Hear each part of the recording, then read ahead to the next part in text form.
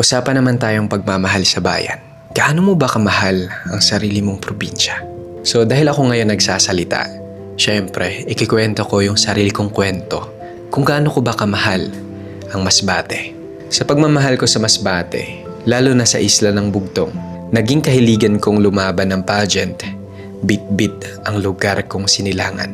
From high school, local pageant, national, at hanggang sa international.